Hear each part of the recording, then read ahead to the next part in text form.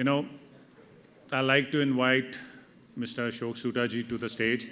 And, you know, when we are looking for inspiration on things, I mean, just while he comes to the stage, let me tell you, he's on to his third company. 2 of his companies are already public, and third one is on the way. And he's published many books, and one of his latest books, Busted, is actually, I was getting autographed by him, and that will be given as prizes from our next session after this. And, you know, whenever I'm looking for inspiration, he's the inspiration, he's the name of the inspiration. Sir, look forward to hearing from you.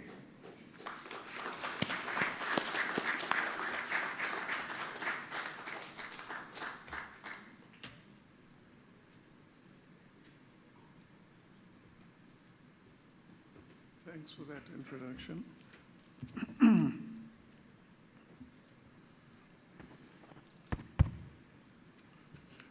Good evening, friends. Firstly, it's a pleasure to be here and to see so much enthusiasm at the end of the day for a very interesting program that you've obviously had. I'll very briefly touch, since you asked me to comment on the panel. And what I liked at the end, firstly, everybody's description of strategy was bang on. There's no issues because strategy has so many angles. Regarding Sameer's comment, let me give the positive thing that I have. And that is where you said that we're reaching a point where algorithms are beginning to take decisions. And I think that's a danger. And it's something where one really needs to see how you're going to monitor and ensure appropriate governance. Never surrender your own judgment to mathematical formulas or whatever it may be. So it's a very valid point. The point where I disagree is your opening comments. You know, you mentioned that there's a new thing which is now the big thing in boardrooms. You know, these things don't replace. It may be the fashion of the day, but they don't replace what are the accepted standard processes. Things like Six Sigma or nowadays ESG for that matter, they're there to stay. Even AI will be there to stay. But in strategy, you never at a board level just focus on 1 or 2 areas. It has to encompass everything. In fact, one of the things I say in my book, Entrepreneurship Simplified, which is here, is that to succeed, you need to be really good in many, many things. One area where you fail can drag the whole company down. On the other hand, you know, you may just focus on 1 or 2 very important things and then forget the rest. So that's my point. There's another angle to that. Not that you really intended that, I'm not being critical here. You know, when authors write books and they say, here's a guy on implementation, for example, then it looks like implementation is the most important thing in the world. And then everything else is subsidiary to that. In our book, Busted, we've taken the temerity of challenging a statement by Peter Drucker, which says, culture eats strategy for breakfast. Now, I firmly believe in the importance of culture. I mean, every one of my companies has been built on the foundation of a strong culture within the organization, built with the foundation of our values. But if I were to say that culture then eats strategy for breakfast, I think then I'm ignoring the principle that you need an excellent culture and you need well thought out strategies. So I just want you to put what you all have been discussing in perspective, but there are a lot of really valuable points which came out. The key one really being on how do you derive value out of what? I think that came from the lady on the group. And I think that is the essence of virtually everything that we do. Let me now come to my own talk.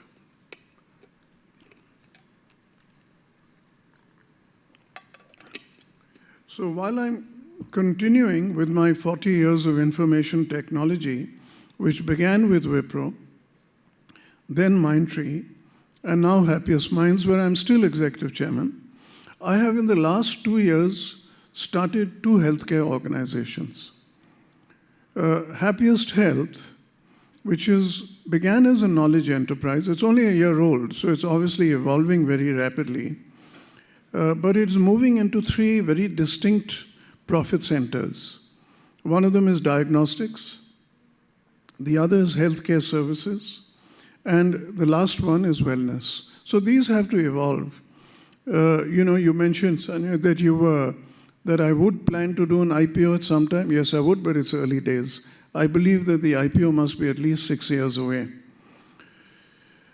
Then the other entity, and this is SCAN, which is a not-for-profit medical research trust. And frankly, I'm hoping to make this as my legacy. Literally everything I'm doing ultimately is really to help make this a truly differentiated research center out of India. I believe that there's nothing like that already, even though we are just all the developments we've done are just about a year old.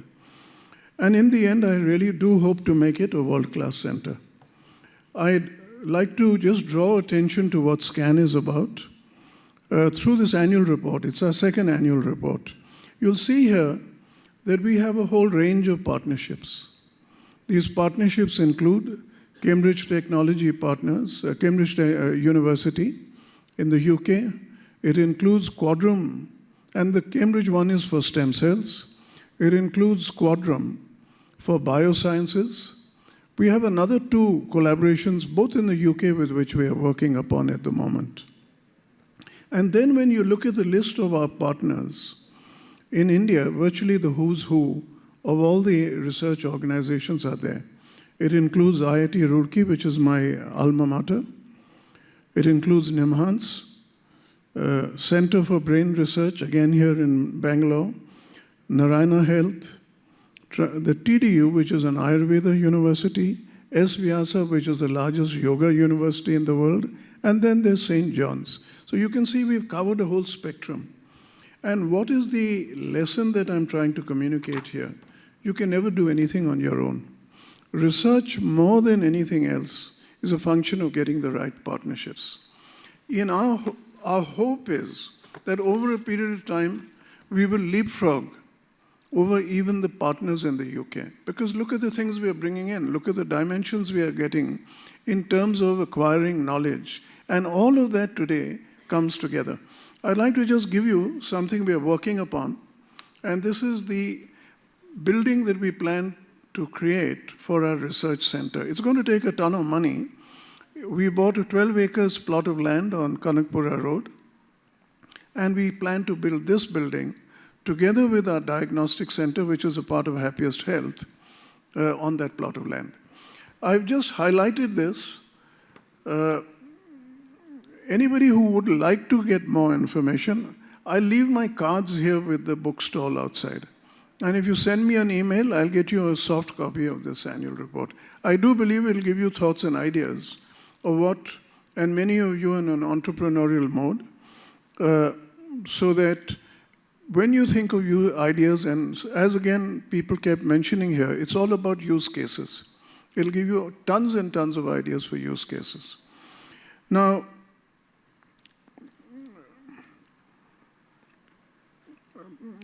I must say I'm really pleased that your whole program today has focused upon AI, and specifically I would imagine Gen AI, because suddenly I have found, which never ever happened before, that all my 40 years of IT and now my recent interest in healthcare have got wonderfully converged. So it's a way for me to be able to communicate a much broader perspective than I would have been able to do if I came in from either side. Before I proceed, I'd like to ask a few questions. How many of you in this group are already entrepreneurs? The next question is, how many of you want to become entrepreneurs? So I'll ask a show of hands. So how many of you are already entrepreneurs? Not that many. And how many of you are keen on becoming entrepreneurs? Many more. Quite often at NASSCOM programs, I find about 70% of the people put up their hands, and that's fine. I certainly have a message for both breeds. And then how many of you work in startups? You may not be entrepreneurs, but you work in startups. And how many of you, on the other hand, work in large or mid-sized companies? So how many of you work in startups for us in the beginning? Quite a few, but again, also. And then the rest of you, are you in large or mid-sized companies? Now, actually speaking, I should have got everybody's hands up by now. Either you're in a startup or you're in a mid-sized or large entity. Unless you say I'm in a NGO like SCAN. But I'm not sure whether you absorbed my question. Let me ask it again. So how many of you really work in startups? Can I get a show of hands? So not too many more hands have come up. Therefore, would I say that the rest of you work in large or mid-sized companies? But then can I get a show of hands? Now the people have suddenly come up with that. Very good. So I've got a feel of our audience. There are not too many entrepreneurs, but I do always have a question for entrepreneurs. That how many of you have bootstrapped your own venture versus having raised VC funds? So how many of you have bootstrapped your own ventures? Okay, 2, maybe 3. And how many of you have actually gone and raised VC funds or angel funds?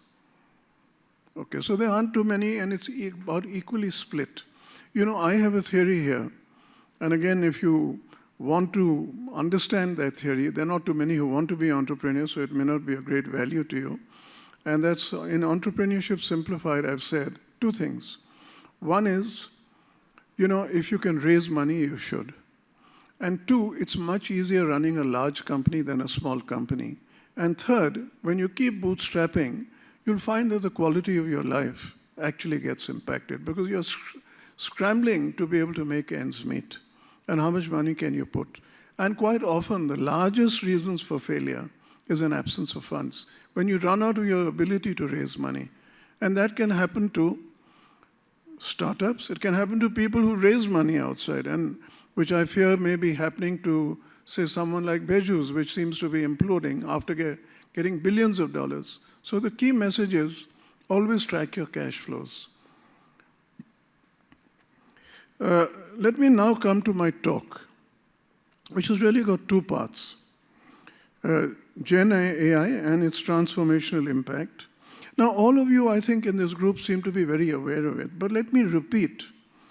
I believe that in the 40 years I have been in the IT industry, I've never seen a more disruptive and transformational change. So it's going to impact everything. I believe that over 90% of organizations will deploy this in the next 5 years. It is not only new use cases. I believe that, and this is a very important strategic point, is that Gen AI can be used to enrich virtually every existing application. And therefore, you can see the vast scope, because you can take an application and say, now how do I make it more powerful? And you do this through the power that Gen AI brings. Now, it's changing virtually every industry. And in fact, in today's Times of India, there was an article which says how Gen AI is impacting the BPM industry. In fact, it carried a quotation from your NASCOM, K.S. Vishwanath, who's also my old teammate from my Wipro days. I'd like to again get a little bit of a show of hands here. How many of you have already started working on Gen AI use cases? I'm not talking of AI, which has been around for 30 years or whatever, 40 years. How many of you have actually started working on Gen AI use cases? So you can see there's a long way to go, and therefore this program is really very relevant for you. We are saying that 90% of all organizations are going to deploy it.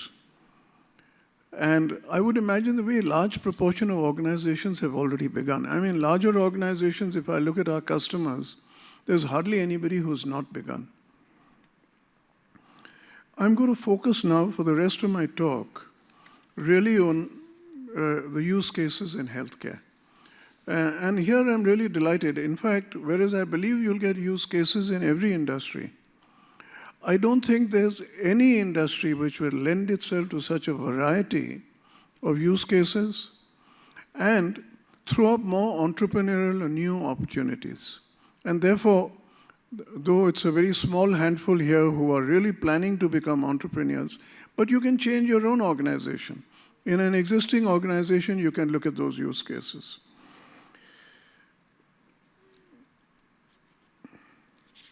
So I'll come to some of those. And I do want to just highlight, and this goes back to strategy, major benefits you get from Gen AI. This is as per Forrester.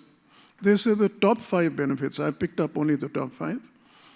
To organizations are to increase automation, response time reduction, increase revenue growth, improve operational efficiency, and finally improve customer satisfaction. But now when I look at these things, but that's what you've been hearing all along since the digital world began. After all, they're fundamentals. You don't get away from them. It is not these that make Gen AI so powerful. It is the extent to which it can make a difference. Otherwise, these are the basic reasons why IT has always existed. There's a wonderful new thing here, and that is about reducing response times. This brings hardware into the play in your solutions. Because as we look to reduce response times from microseconds to even nanoseconds, hardware is going to play a very important role. And therefore, it's going to give a big boost to our hardware industries. I see a lot of startups working on that, particularly in the IoT days when IoT took off.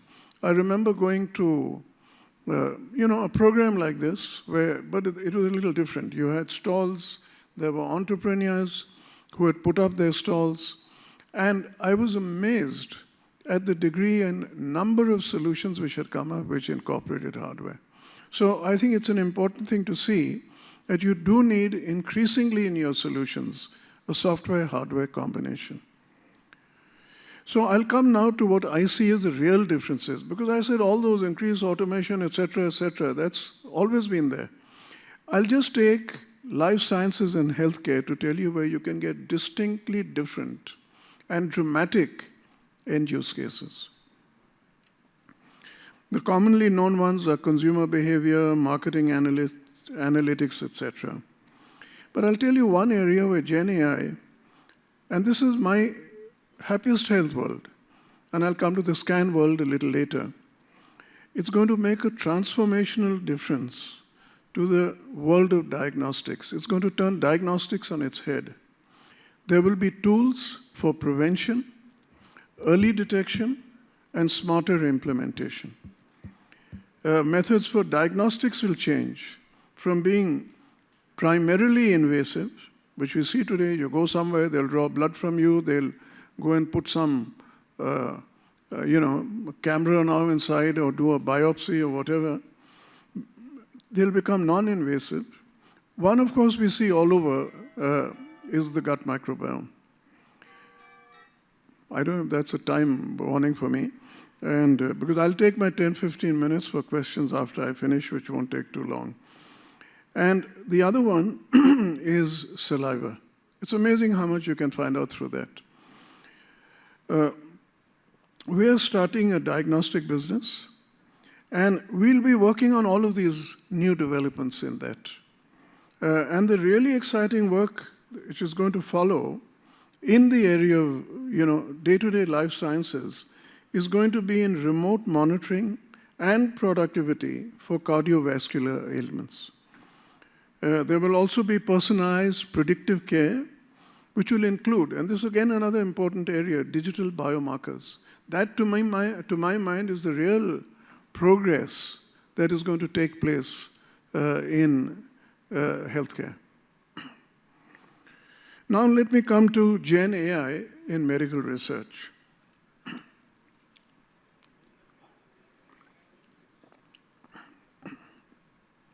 Frankly, this is an even more exciting area. We in Happiest Health are not into drug discovery. But of course, it'll play a very important role. It doesn't matter to us. It's going to play a huge role in drug discovery. It can be equally important in helping to discover what we describe as one of our mission statements, if you see our annual report, to discover newer, kinder, gentler therapies. For example, if you take the area of strokes, it will help you to detect abnormalities, it'll help you to increase the accuracy of your assessments, and it'll improve the sensitivity of imaging analysis. Now that's absolutely key in strokes. I'm sure many of you, so many people who would have had relatives who've had a stroke, and how it leaves you impaired, because none of this was either detected early enough, or when it was detected, people were not even sure what was the problem, and you lost very, very valuable time. That is the key to complete recovery out of a stroke. The other thing, and somebody again mentioned getting value out of data, there's no industry which is more data intensive than healthcare. Just visualize for a moment, there are 86 billion neurons in our brain. There are 10 to the power of 14 bacteria in our guts. And any research on the brain or gut-brain axis is going to require the ability to make sense of all the data that is there in those solutions, and then create your solutions. And here these may not be for-profit solutions as far as we are concerned, but of course many other organizations will create solutions on that basis.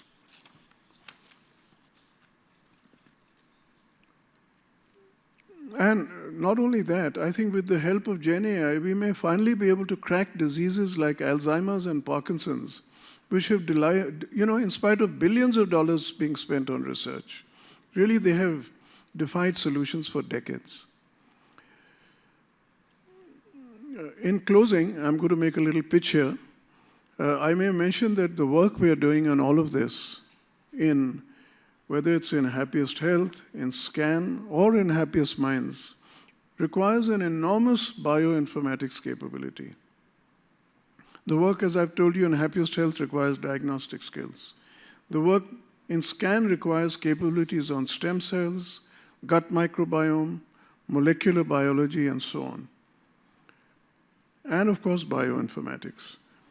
Accordingly, if there are any persons in your group looking to work on the leading edges of technology in these areas, please don't hesitate to send your applications through us. And I'll again say, I'll leave my cards behind. If you're interested, my colleague Kiran is here. You can approach him. We'd be quite happy, because quite definitely, one thing you do see, when you have a new area, there's an explosion in demand for talent. And anything we can get, it doesn't have to be a techie. I think it has to be somebody who's being able to combine technology and understanding of business or the problem area that we are defining, which in our cases, in the case of SCAN, I've indicated really deep in the sense of stem cells or so on. But there can be many ways in which you can add value. And I will again make another little pitch. My 2 books, as well as the magazine for Happiest Health, is outside.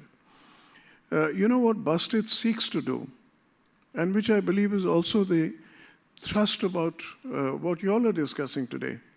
It's saying, challenging accepted wisdom to help you to make better decisions.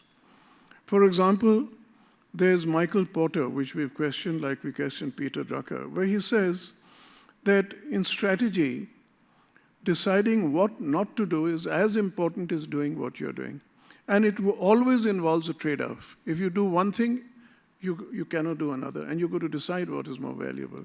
I can't think of actually a more absurd statement. Maybe times have changed. In today's day, firstly, there's never a shortage of funds. So you don't, for anybody who's got a good value proposition, so you don't need to make a trade-off. And the second thing that is equally important is errors of omission are far more important and difficult to find out than errors of commission. For example, Bill Gates was asked, what is your biggest regret in life? What is it that you feel you should have done? So he said, my biggest regret is not what I should or should have done. I've done what I needed to.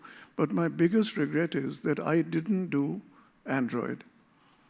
So the leader in operating systems lost the largest growing market because he didn't think of that solution. And that is what is meant by errors of omission. They are very, very difficult to detect.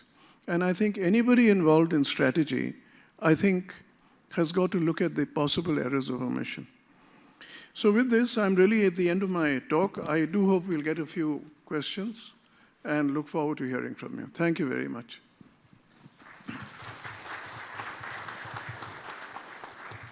Thank you, sir. That was indeed an enlightening talk. We have mics being passed around. So if there are any questions, yes, I see one. Can I get a mic also so that I'll move into the center of the stage? Yeah, can I take the first question? Yes, sir. I'm Just Chandra. tell me your name and what organization you're in. I'm Chandra. I'm from Boeing. I lead the data science team in India. Sure. So the question I have is, like, you talked about a lot of solutions around Happiest Health. One of the biggest challenges that I see usually is the data and the data privacy and basically creating a data infrastructure to get the data that you need to build these solutions. So how do you see you tackling with these challenges? You know, I'm not sure that I understand all the implications of your question. I must also tell you one very important thing. And I've been telling that to my colleagues for the last 40 years. You know, I'm not an IT guy. I only know how to run an IT company. I did 20 years of my life in manufacturing and then landed up in IT by sheer accident. Then after that, it's been a lovely journey. But what you really know well, I must tell you, know what you began your career with, because then you got into grassroots. I don't know anything about data management, if you ask me. I'd rather have my IT guy answer that. Maybe there are other people in the audience who can answer that. So it's a perennial problem. That problem is not going to get easier because you see all of those issues you talked about. But then the item in the action to be taken is always to try and be one step ahead of those who are trying to hack in or pirate your thing. And they are also very clever people, so they'll also be catching up at all times. And it's a perennial game. The challenge has also changed because we are now in such an open environment. You know, what was just one closed system, now everything is interfacing with everything. And therefore the risks are that much higher. And that's all I would say that I as a manager need to be aware of. How do you realize that those risks are there? And then the teams which work on, how do you take care of those risks? Please, sir. What's been your motivation to start this third company? Yeah, you know, I have to then tell you my fourth entity for that matter. I'll start with the first and the last, which are the easiest to explain. So, starting Mindtree after Wipro, it was clearly moving from being a manager, although I ran Wipro for 15 years. A lot of people don't know, and I do like to talk a little bit about it. We managed to overtake Infosys. We were the #1 computer company. We overtook Infosys to become second largest in software. I'm sad to see Wipro suddenly now moving down to #5. And God knows, I hope it doesn't decline further there. But it was logical that I was going to move into an entrepreneurial world. It was inevitable. And now the last one, which it's not the last, it's actually second last. And that is Scan. That I truly hope to make as my legacy. So that's the motivation. Why I started Happiest Health, you know, when I began Scan, I began to realize there's a lot of information which the common person does not access, doesn't know. You don't even know how to ask your doctor the right questions. And therefore, where you go to a doctor, they'll prescribe you some medicine. You go to a surgeon and, God forbid, they will also prescribe you surgery. Now, it is those situations that I thought really needed knowledge and awareness to be increased. And then from there, it led into the other profit centers because it's very difficult to monetize knowledge. The other elements of strategy began from there. And again, if I make a little pitch for our magazines which are lying here, you know, you can, along with the magazine, we have a free daily newsletter. So if you pick up the magazine, or you ask, or you send a mail to me, we'll send you your free newsletter. Just read it every day. I meet doctors day after day who tell me what wonderful information it contains. Nobody does this. We created a team of 100 writers, and they're not just copying syndicated material. So that was the motivation there. Then comes in between is really Happiest Minds. I was running Mindtree as the leading shareholder, but one fine day I decided to step out. Now the reasons for that are always a little difficult to explain, but I must tell you it was the best decision in my working career. And that is because it led into multiple things. I think the wealth that I created out of that change is what has helped me to start Scan.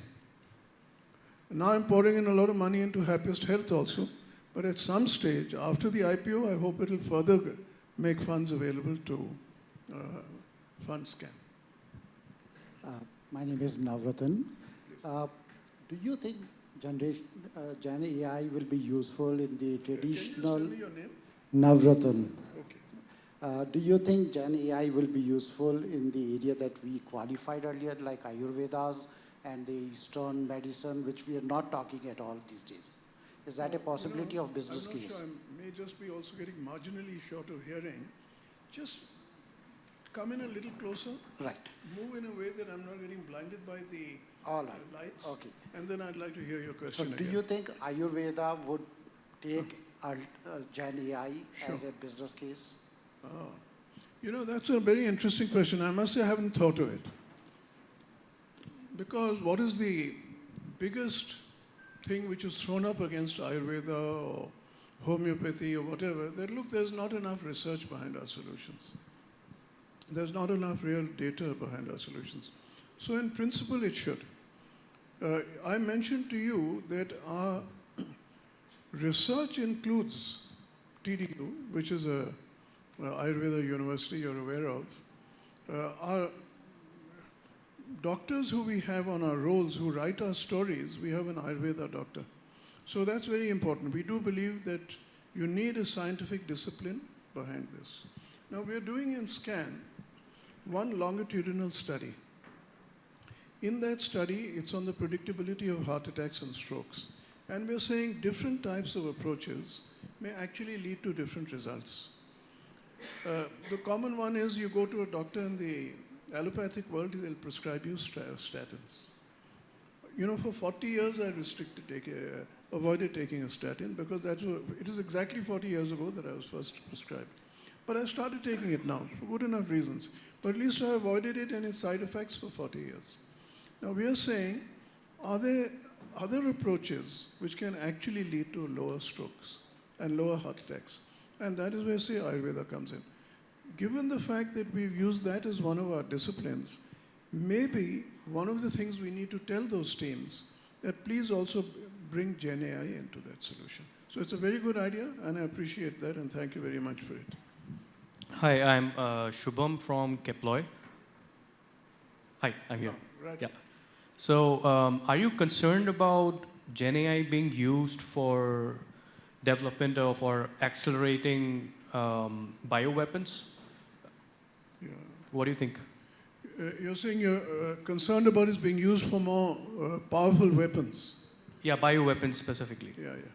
You know, see, unfortunately, every technology is going to have very good uses, and it's also going to be misused. Or it's going to be put to uses which you will say are not necessarily in the interest of humanity. You can't help it. You can try and control, but if you're saying it's such a powerful technology that can be applied in every industry, so obviously it can be applied in the military world with avionics, etc., and so many things, getting feedback loops in, faster development of more powerful weapons. It's inevitable. How we control things and how we try and ensure that things are not really misused itself is, it's a large question which nobody can answer. After look at it today, look at the wars which are going on. On one side, people are decrying the war, and on the other hand, those same countries are giving weapons in to further continue it. And it's happening on both sides. Now, when you look at that fundamental behavior, those same people supplying that are going to definitely want to make them even more powerful. Therefore, if they can use Gen AI, they will use it. So I have no solution for it. I don't know, unfortunately, I think the world has no solution for it. But I share your concern. I mean, of course it's horrible. Sorry, this is Faiz here. I'm the CEO of Neo ITO. I run a product engineering company. Okay. This is more of a entrepreneur to entrepreneur kind of a question. What does wealth mean to you today? And I also have an additional question which was posted to Bill Gates. What is your biggest regret today? What is my biggest? Biggest regret as of today? Regret for me, the regret. So I'll tell you about wealth. I think while I was growing up, I don't think I bothered. In fact, my colleagues used to tell me, why don't you push for a little more compensation for us in our Wipro days, and also increase your own compensation. I keep my own compensation at Happiest Minds at a level that my board also says, why on earth do you pay yourself just that? It also helps to keep a lid, frankly, on other people's compensation. They may get more than me, but they also realize that. So as an entrepreneur, I'm trying to save costs here. Wealth has actually come out of the shareholding. And all my people are also shareholders, so I can also tell them now you can hold, you don't need to get the highest compensation because look at the money you've also made on stocks. And I've had a philosophy of giving everybody stocks. In Happiest Minds, everybody got stock before we went public at that time. Now, so that's my approach towards personal wealth from that reason.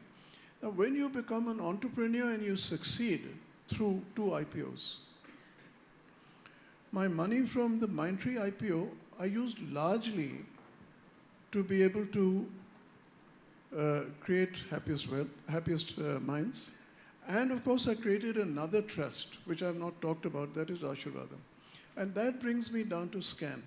To me, the power of money and wealth is really the power to give. And when you look at that, that's the real reason. Otherwise, if you're making money, how much money do you need? So the other one was my regret. You know, those regrets, when I look today, look at all these things about fitness and so on and so forth, I do believe that I could have worked a little smarter in all my Wipro days and achieved everything that I did and done it with less work and devoted a little bit more time and sense to myself. I've also developed over the years a little bit, you know, you weren't even aware of the importance of these things. A little bit of a paunch, which I could have done without. Those are my physical regrets, to tell you the truth. I'm now making at a very belated stage an effort to try and bring it down. But you know, there are lots of things which come in the way. There's nothing better than avoiding it from the word go. So all of you young, fit people, don't let things come up to come in the way. And for you as an entrepreneur, there'll be a tremendous thing of saying you need to work around the clock.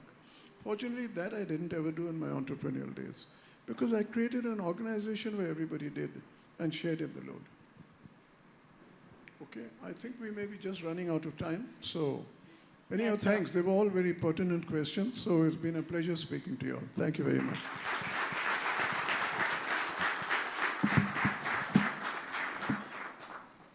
Sanjeev sir, do you have? Yeah. Thank you so much, Ashok sir, for sharing those insights with us and answering all our questions patiently. We're sure going to take some of that advice seriously, I hope.